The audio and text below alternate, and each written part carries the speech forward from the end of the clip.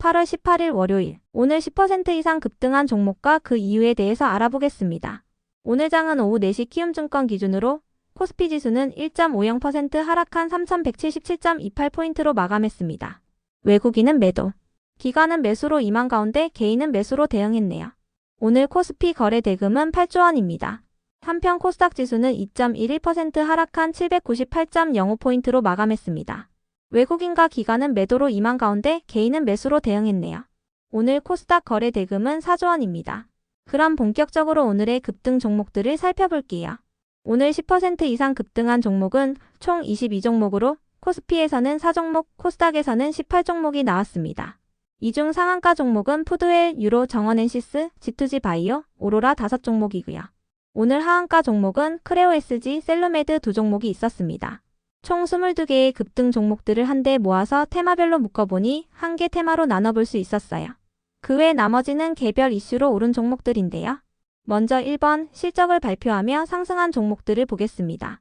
시장이 하락세를 보인 가운데 호실적을 발표한 기업들의 매수세가 몰리는 모습이 나왔습니다. 트럼프의 관세 정책으로 인해 국내 기업들이 피해를 볼 것이라는 분석이 나오고 있으며 미국의 생산자 물가지수가 발표된 이후 인플레이션 우려도 재부각되고 있는데요. 이 같은 분위기 속 외국인의 매도세가 나오며 시장이 하락세를 보인 것으로 해석되고 있습니다. 트럼프 대통령은 푸틴 대통령과의 정상회담을 위해 알래스카로 향하던 중 다음 주 혹은 2주 뒤에 철강과 반도체에 대한 관세를 설정할 것이라고 밝혔는데요. 반도체 부문의 관세율이 200%나 300%가 될지도 모른다며 미국에 생산시설을 두지 않으면 매우 높은 관세를 내야 할 것이라고 밝혔어요. 이 같은 소식에 삼성전자가 2%, 하이닉스가 3% 하락하는 등 지수를 이끌며 약세를 보였습니다. 한편 미국 상무부는 품목관세 대상인 철강과 알루미늄 파생 제품의 범위를 기존 600종에서 1000종으로 확대했는데요. 구체적인 적용 품목은 확인되지 않았지만 기계류와 자동차 부품, 전자기기 등이 추가되었으며 한국의 주력 제품에는 15%의 상호관세가 아닌 50%의 품목관세가 적용될 것으로 예상되고 있어요. 해당 관세는 현지 시간으로 18일부터 미국으로 통관된 물량에 대해 적용될 예정인데요. 품목관세 대상이 확대되면서 미국에 관련 제품을 수출하거나 납품하는 국내 기업들이 타격을 입을 것으로 전망되고 있습니다. 그 밖에도 현지 시간으로 14일 날 미국의 7월 생산자 물가지수가 발표되었는데요. 생산자 물가지수는 전월 대비 0.9%의 상승세를 보였으며 이는 시장 전망치였던 0.2%를 큰 폭으로 상회하는 수치였어요. 생산자 물가지수란 미국 기업들이 상품을 생산할 때 드는 비용의 변동성을 나타내는 지표인데요. 상품을 생산할 때 드는 비용이 증가될 경우 생산자 물가지수도 상승하게 됩니다. 생산 과정에서 비용이 늘어난다면 기업들은 해당 비용을 소비자에게 전가할 가능성이 높은데요. 생산자 물가지수가 예상치보다 높은 수치를 기록하면서 물가가 지속적으로 상승하는 인플레이션 현상이 일어날 수 있다는 우려가 나오고 있습니다. 이 같은 분위기 속 대부분의 업종이 하락세를 보인 가운데 호실적을 발표한 기업들이 시장에서 부각된 모습이었네요. 이 중에서도 웅진은 웅진 프리드라이프의 인수효과로 호실적을 기록했다고 전해졌는데요. 웅진 프리드라이프는 웅진이 6월달에 자회사로 편입한 상조업체로 새로운 대표이사도 취임하면서 상조사업에 대한 기대감이 커지고 있다고 전해졌습니다. 이어서 탑코미디어는 지난주 목요일날 호실적을 발표하면서 강세를 이어오고 있는데요. 최근 미국장에서 웹툰 엔터테인먼트의 주가가 81%의 폭등세를 보인 가운데 지난주에 웹툰 테마가 전반적으로 강세를 보인 바 있으니 참고해주세요.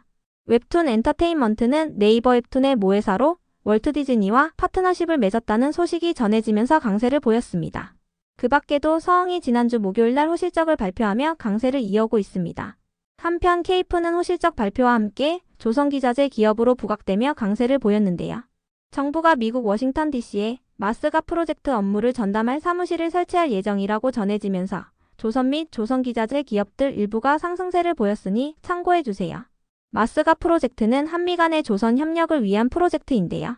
HD현대중공업이나 하나오션, 삼성중공업 등의 대형 조선사들은 자체 비용으로 공간을 마련할 수 있지만 한미 간의 조선 협력이 중소기업 등으로 확대될 경우를 대비하여 사무실을 마련 중인 것으로 해석되고 있습니다. 특히 삼성중공업은 오늘 2건의 공급 계약 공시가 있었으니 참고해주세요. 오세아니아 지역의 선주와 액화 천연가스 운반선 2척에 대한 계약을 체결했으며 이번 계약 규모는 7,057억 원으로 최근 매출액 대비 7%에 해당합니다. 계약 기간은 2028년 1월 31일까지입니다. 또한 오세아니아 지역의 선주와 액화 천연가스 운반선 4척에 대한 계약을 체결했으며 이번 계약 규모는 1조 4천억 원으로 최근 매출액 대비 14%에 해당합니다. 계약 기간은 2028년 11월 30일까지입니다. 그 외 나머지는 개별 이슈로 오른 종목들인데요. 먼저 유로의 급등 이유는 파악되지 않았습니다. 지난주 목요일날 2차 전지 테마가 상승한 가운데 유로가 12%의 급등세로 마감한 바 있으니 참고해주세요. 이어서 정원 엔시스는 경영권 분쟁 기대감을 입으며 상한가로 마감했습니다. 박창호 씨가 회계장부 등의 열람 및 등사 가처분 소송을 제기했다고 밝혔습니다. 다음으로 G2G 바이오는 지난주 목요일에 신규 상장한 약물 전달 시스템 플랫폼 기업인데요. 오늘 언론을 통해 산업부로부터 국제과제 대상자로 선정됐다고 밝히면서 상한가로 마감했습니다. G2G 바이오가 선정된 연구과제는 장기이식 환자를 위한 면역 억제제를 개발하는 과제인데요. G2G 바이오의 약물 전달 기술인 이노램프를 적용하여 1개월 제형으로 개발할 예정입니다. 연구기간은 2년 6개월이며 지원금은 총 25억 원이라고 전해졌습니다. 이어서 삼양컴텍은 코스닥 시장에 신규 상장한 첫날 강세로 마감했습니다. 삼양컴텍은 전투용 장갑과 항공기 부품 등을 생산하는 방산기업인데요. 장중 최고 132%까지 상승 후 종가는 공모가 대비 116% 상승한 가격으로 마감해 주었네요. 다음으로 SGA의 급등 이유는 파악되지 않았는데요. SGA는 한 달 전 345억 원 규모의 3자 배정 유상증자를 추진한다는 공시와 함께 75억 원 규모의 공급 계약 공시가 올라오며 강세를 보인 바 있습니다. 계약 규모는 최근 매출액 대비 20%에 해당했는데요. 또한 오는 9월 10일에 임시주주총회를 열고 가상자산 신사업을 추가할 예정이라고 공시한 바 있으니 참고해주세요. 이어서 대부시스터즈는 2주 전에 호실적을 발표하며 강세를 보인 바 있는데요. 대부시스터즈의 쿠키런 카드게임이 지난달부터 북미 시장에 진출한 가운데 현지에서 품절 대란을 일으키고 있다고 전해지면서 강세로 마감했습니다.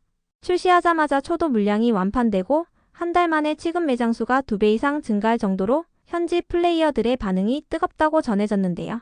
대부시스터즈는 초도 물량의 50% 수준인 2차 긴급 물량을 이번 달 중으로 추가 공급하고 10월에는 초도 물량을 웃도는 3차 물량을 공급할 계획이라고 전해졌습니다. 다음으로 캠퍼스N의 급등 이유는 파악되지 않았는데요.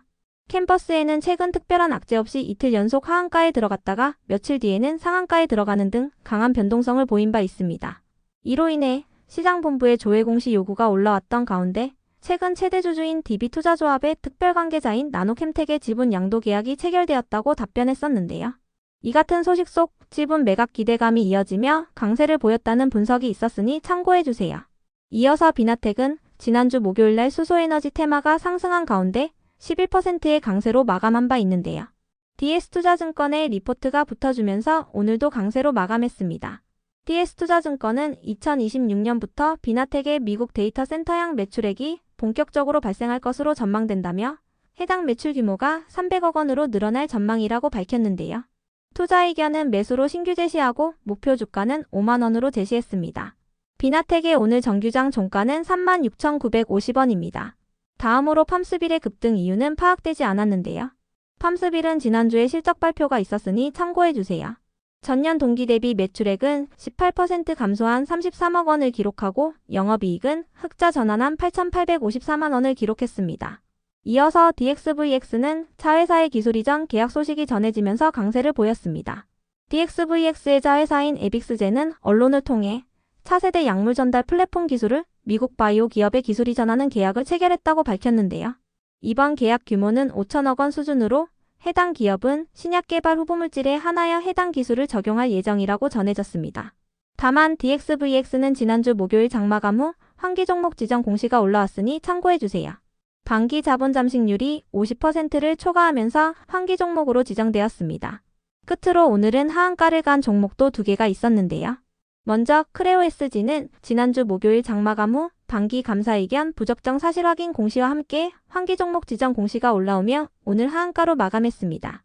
반기 자본 잠식률이 50%를 넘으면서 환기 종목으로 지정되었습니다. 이어서 셀루메드도 같은 사유로 하한가에 들어갔는데요. 그 밖에도 셀루메드는 인공관절 사업과 관련한 로열티 및 손해배상 집행명령과 관련하여 채권자 측과 지속적인 협의를 이어온 가운데 총 165억 원의 합의금을 지급하는 것으로 합의했다고 밝혔습니다. 합의가 마무리되면서 경영 불확실성을 해소하며 본업에 집중할 계획이라고 밝혔습니다. 그럼 오늘의 거래량과 거래대금 상위 종목들을 시장별로 살펴보고 마칠게요. 대체거래소 도입으로 인해 3시 30분까지의 데이터와 다소 차이가 있을 수 있습니다. 먼저 코스피 시장에서 거래량 상위를 기록한 종목을 살펴보겠습니다.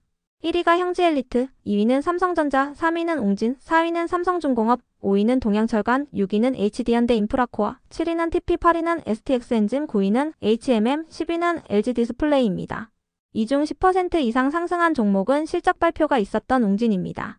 한편 코스닥 시장에서 거래량 상위를 기록한 종목은 1위가 삼양컴텍, 2위는 미스터블루, 3위는 캠퍼스엔, 4위는 써메이지, 5위는 탑코미디어, 6위는 현대ADM, 7위는 유로, 8위는 조광ILI, 9위는 이스트아시아홀딩스, 10위는 모비데이즈입니다. 이 중 10% 이상 상승한 종목은 삼양컴텍, 캠퍼스엔, 탑코미디어, 유로입니다. 삼양컴텍은 신규 상장주이자 방산 사업을 하고 있으며 탑코미디어는 웹툰 관련주이자 실적 발표가 있었습니다. 캠퍼스엔과 유로의 급등 이유는 파악되지 않았습니다. 다음으로 코스피 시장에서 거래대금 상위를 기록한 종목을 살펴보겠습니다.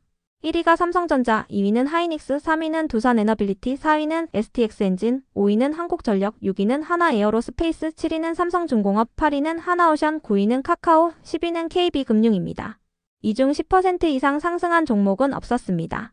한편 코스닥 시장에서 거래대금 상위를 기록한 종목은 1위가 삼양컴텍, 2위는 G2G바이오, 3위는 알테오젠, 4위는 ABL바이오, 5위는 펩트론, 6위는 에코프로비엠, 7위는 파이nem텍, 8위는 한텍, 9위는 케이프, 10위는 리가캠바이오입니다. 이 중 10% 이상 상승한 종목은 삼양컴텍, G2G바이오, 케이프입니다. 삼양컴텍은 신규 상장주이자 방산 사업을 하고 있으며 G2G바이오는 지난주에 신규 상장한 제약기업으로 국책과제에 선정됐다고 밝히면서 강세를 보였습니다. 케이프는 조선기자재 기업이자 실적 발표가 있었습니다.